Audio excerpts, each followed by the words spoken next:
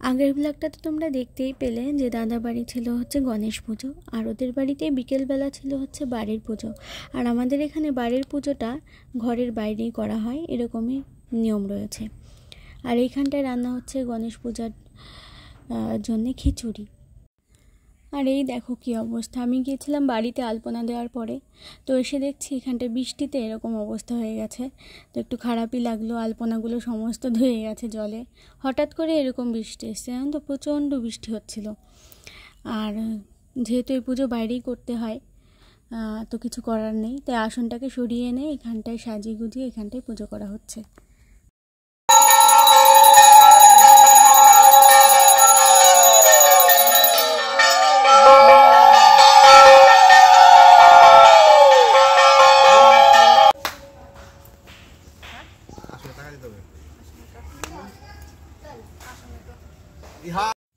তো বাইরে হচ্ছে পুজো, আর আমার পেয়ে গেছিলো প্রচণ্ড খিদে। আর গণেশ পুজোর মানে খিচুড়ি তো তৈরি হয়েই গেছিলো আগে, তাই ঘরের মধ্যে চলে এসেছি খেতে। হয়েছে এখানে খিচুড়ি, লাবড়া, আর সাথে হয়েছে চাটনি, আর খুব সুন্দর একটা সুস্বাদু পায়েস হয়েছিল।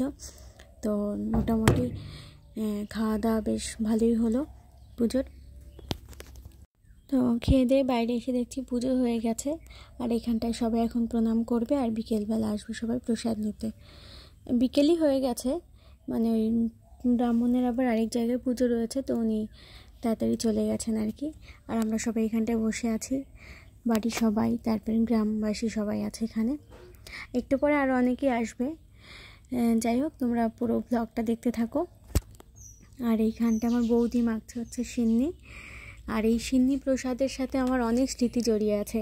ছোটোবেলায় আমরা করতাম কি, আমাদের গ্রামে কোনো বাড়ির পুজো হলে পরে সারা গ্রাম শুদ্ধ নেমন্তন্ন করা হতো। আর সবাই না, নয়তো কেউ টিফিন কৌটো বা হচ্ছে কেটলি নিয়ে আসতো সবাই, তো আমরাও তাই করতাম। তো এক গ্লাস খেতাম আর এক গ্লাস নিয়ে আসতাম, বা তা আরেকটু বেশি করে দিয়ে দিত। তো সেটা আমাদের তো মানে এই প্রসাদটা ঘরের মধ্যে ওঠায় না, তো আমাদের মানে বাইরে কোথাও একটা ঝুলিয়ে রাখতো, পরের দিন সকালে আমরা সেই প্রসাদটা খেতাম।